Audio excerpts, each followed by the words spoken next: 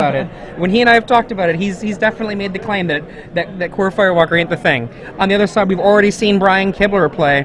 He crushed this deck the last time he played it. Yeah. I mean, if his opponent doesn't draw that one Molten Tail Masticore, I'm expecting him to just crush it again. Again, though, we have to remember Brian Kibler in Game 1 last time around, he was at 2 life. The game was, you know, at one point, his opponent could have just drawn a Lightning Bolt off the top of his library and just killed his opponent. His opponent chose to cast some burn spells on Brian's turn when he could have cast them on his own turn, and that might have cost him the game. I think a player like Patrick Sullivan might have used his burn a little more effectively. There are things like that that can come up a lot of the time. So Brian's deck, while it seems like it's very strong against red, especially with the Crusaders, I don't know if this is necessarily like very good for him. I think especially Game 1. I think that it's Game 1. It's kind of a game of inches in a certain sense, because Stagger Shock really just plays out like Flame Javelin a lot of the ways, which is good. And then Burst Lightning also threatens 4 damage, and Kibler does have access to 5 counterspells.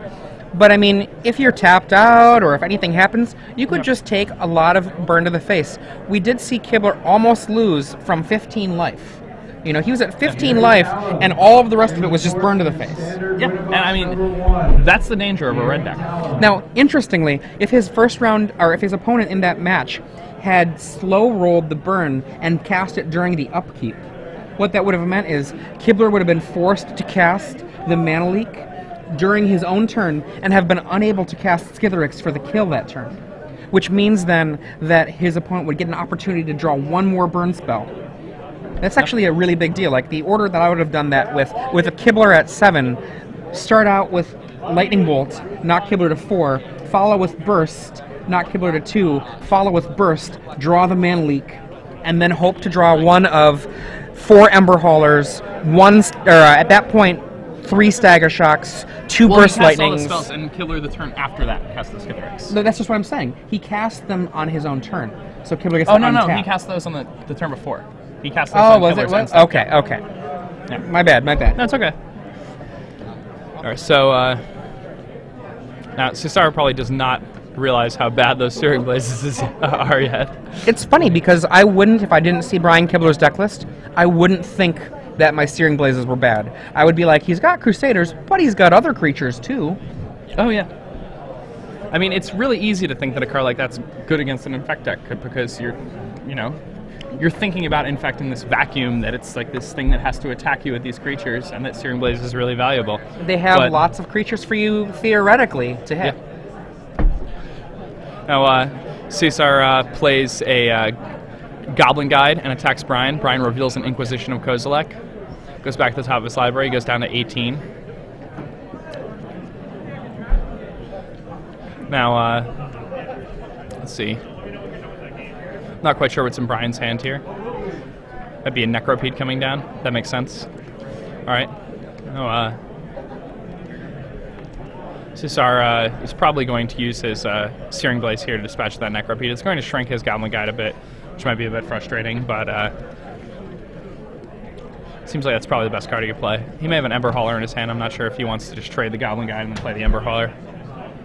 I would do that, honestly. Like, just that Goblin Guide has so many ways that it can be removed. Just offering the trade and then upgrading would be great. Yeah, it seems like a completely fine trade at this point.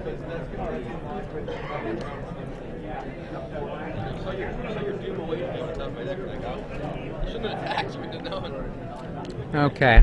Players, we're glad you came out for day 1 of StarCityGames.com open weekend here in LA. We do hope so that's exactly the play he's pondering: Ember Hauler or Searing Blaze. We will have our Legacy open, which starts at 10 a.m. Searing Blaze isn't terrible here. I mean, you're getting 4 damage in. As 2 draft opens, yeah, I mean, starting at 9 a.m. and you know, starting at and also Searing Blaze, like, I think the correct play in a vacuum is just the Searing Blaze, because the thing about the Searing Blaze is the Searing Blaze has no value except against the Necropede there, basically. Right. And now he's shut down. Yep. Legacy Open. Nicholas over at our side events. We'll be taking sign-ups there, so if you want to sleep in a little bit... And basically what Cesar is doing here is just making it so that Kibler can't attack without having another Crusader.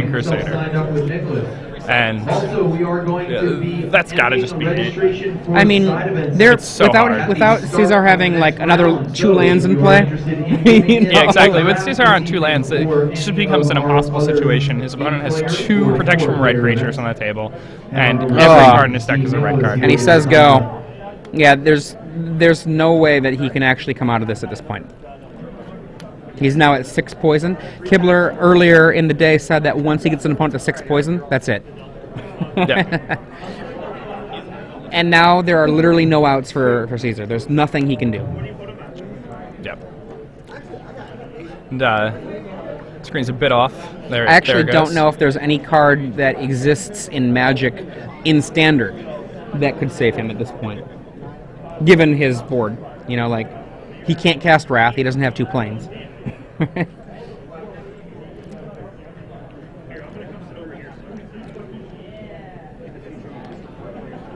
Inkmouth Nexus could do it. He could lay an Inkmouth Nexus and then have that block one of the Crusaders, and then have the one of the Ember Haulers with some help finish off the Skitherix.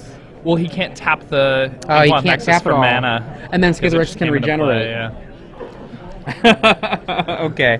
Well, it is possible. If he had 1 more land, it could have been, a Perilous Mirror would have done it, because then he could have Ooh. played Perilous Mirror, blocked the 1 Crusader with first strike, then he could kill the other one, and then he could kill the Skitherix with some... You know, Perilous Mirror is an underappreciated card. Oh, That yeah, is I think- such a great weapon for red. yeah, it's a really good card. My friends that played red in this tournament had anywhere from 1 to 2 Perilous Mirrors, and anywhere from 1 to 3 Molten Tail Masticores. Looking at the sideboard, once again we have the Manic Vandal opportunity for Cesar, and he's got 1 Molten Tail Masticore. Now, again, going back to Kibler, we already know what his sideboard plan is. Yeah. His sideboard plan is 3 Disfigure, 2 Flash Freeze, 2 Doomblade, 1 Go for the Throat, and 3 Phyrexian Vat Mother, which, that is such... what a Pretty beating. good against the Masticore, too. I mean, there's just so much that he can do. I mean, 2 Doomblade is huge. Like, Yeah. now he's going to take out 4 Tumble Magnet, 1 Contagion Clasp, 4 Mana Leak, 1 Deprive, and 1 Into the Royal for all of that. Makes sense. I like that he keeps the Jaces in. So, you expect your opponent to take out the Searing Blazes, and because they have such little value unless your opponent has the Jace.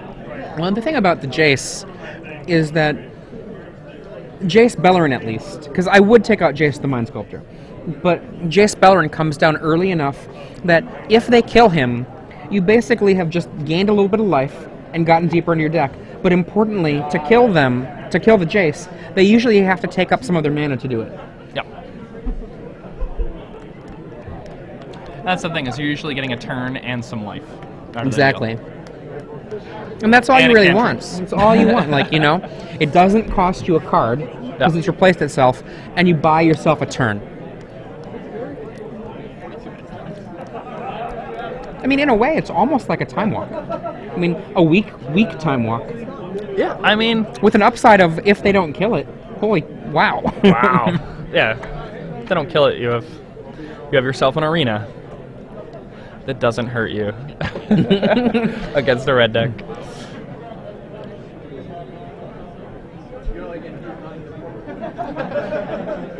And look, Brian is Brian probably looks joking. happy, and his opponent, you know, they're having fun bantering. His opponent looks a little bit less at ease.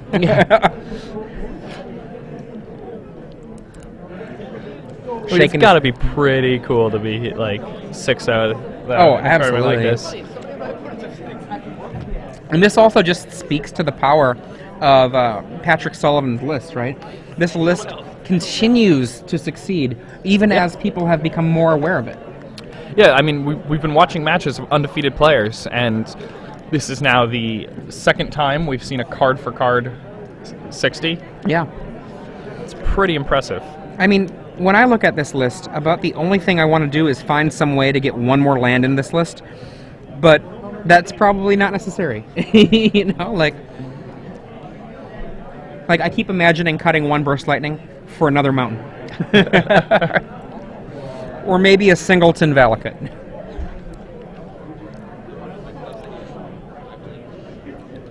Okay. Now, let's pretend, for the sake of argument, that Cesar wins this game, game 2, right? One of the places that he is, then, is he's going to be on the draw for game 3. So, I mean, even if he pulls this game out, which looks to be a disadvantaged game, it's actually going to be pretty rough on him. You know, like, he's got to win on the draw against a deck that is well set up. I mean, he could... 3 disfigure? Yeah, I mean, hell, just even the Phyrexian Vat Mother being able to be on the board, you know... When you only have 3 lands in play. Yeah. It's really rough, because, I mean, the last thing you want to do after your opponent plays a Vat Mother is tap out for a Mazticore or a Koth. Yeah. And, I mean, what else do you want to do with 4 mana? Okay. And Brian Kibler is sporting the Ascension sleeves. For those of you who are aware, Brian Kibler is working in the game design lands of Gary Games, and Ascension is an incredible game that Brian Kibler has been a part of promoting and designing. Yeah, I play a lot of Ascension with my friends. That's a good game. So, turn 1 Goblin Guide from Cesar. Followed by another turn 2 Goblin Guide. Oh, Doctor. And start. Contagion class. Is there a disfigure? There is one. There is a disfigure. He's still got the damage coming, though. Yeah. That Contagion clasp is going to just... God, a clasp on a Goblin Guide is so monstrous. Ooh, but he does not have a mana, or he... Or hasn't come to play tapped mana? Or does he have very many of those? Creeping Tar Pits, I suppose? Yeah, he may have a Creeping Tar Pit. Yeah, or as you say, a disfigure. Setting up for a disfigure, perhaps, even. Yep. Nope, it looks like that is a Drowned Catacombs. No, it's a Creeping Tar Pit. Oh, it is a Tar Pit? Yeah. Okay, yeah, you're right. And he sets up with the Preordain, a land on top of his library. Yep. Goes down to 16. It goes down to 14. Oh, 14, okay. And then... here comes the Pro Red. Yeah. Look at that. That's Here, it. Breaks. He puts it right on top of the Goblin Guide. And now we're seeing the To the Dome action. And remember that at 15 previously, Kibler almost died to the Dome moment. Yeah. It's a very real threat. Yeah. Here we have another Goblin Guide. Magic players, $10 draft number 9 is now starting. Please report to Judge Levi at the side events area. My kingdom. Draft number 9.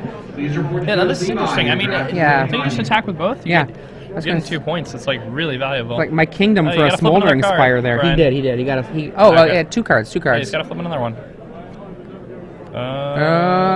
Yeah, I don't.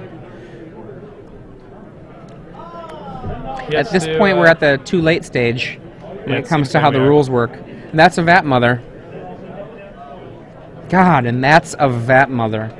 Yeah. Ugh. Pretty Okay. good spell. I mean, his opponent does have a Searing Blaze. I'm not sure if he has another 1 mana burn spell. But, I mean, that could be huge. He could get Brian down to 4, and then have 3 lands in play, and then Brian would just be dead to Stagger Shock.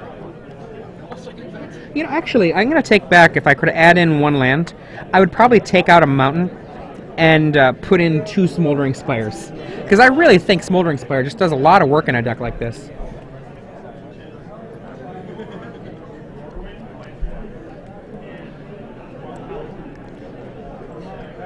Okay.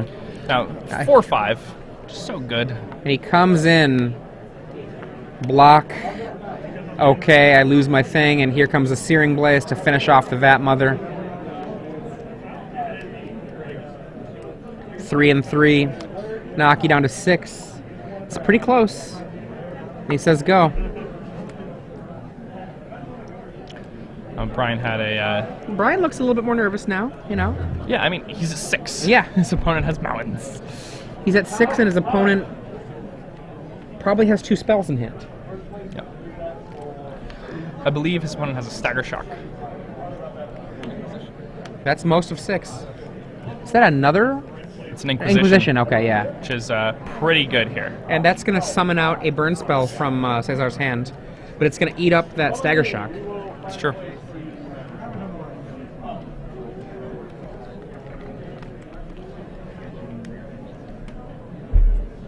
He's using the ever so popular full art mountain. There's a Koth in that hand too. Jeez. His opponent's now at 3. And a Koth threatening to kill a unwary opponent. A 1. Wow. Did we miss some damage in there from something?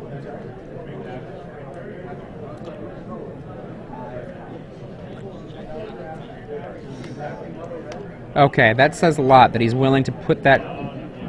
Wow. Okay, I mean, mountain. Yep. Only, so. Mountain to kill the Necropede and get a Koth out there. Okay, it is 3. Okay. So we had that life total correct at first.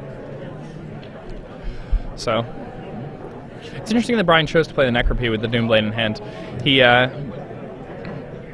it gives his opponent more outs in the form of Searing Blazes. Yeah. And here's the mana for Koth. And Koth will come down and kill that Necropede and make one of his mountains be weaker. That mountain will probably not get activated again. Koth is just such an incredible creature. Oh, yeah. Or Planeswalker. He's Patrick Sullivan. Patrick Sullivan's invitational card. Koth the Hammer. I have to say, Koth is one of the cards I think is one of the best designed cards I've seen in some time when it comes to a Planeswalker that's both powerful and not overwhelming in a way that makes it just ubiquitous. Yes. I mean, in a mono red deck, it's, I'd say, about on the power level of Jace the Mind Sculptor in the decks that Jace is in. It's, when you think about it. I don't think that's unfair. Yeah. You know, and like, its +1 ability is, you know, attacking for 4 is, you know, mana equivalent to a Brainstorm. Yeah. And, you know. Another Necropede, and he's got Doomblade mana available. Players, this is just a reminder. It is against Star City Games policies to buy or sell cards with anyone other than the licensed dealers. If you are going to go for that emblem. Buying or selling cards, you will Here's be the Doomblade. That's it. 6 poison. A Skithiryx will end it. Yeah. There is no Skithiryx, but a Contagion Class will also end it. Contagion Class will also end it. And there it is. There it is. 9-10. No problem. Down to 3. Oh, boy. Brian Kibler living skin of his teeth against these red decks. That's a lot of the ways that it usually goes, though. You know. Oh, like, yeah. I mean, when the red deck doesn't beat you, you're usually at, like, you know, 5 or less when the game ends. Well, unless it's been a complete thrashing. Yeah, or if you had a core fire. I definitely have had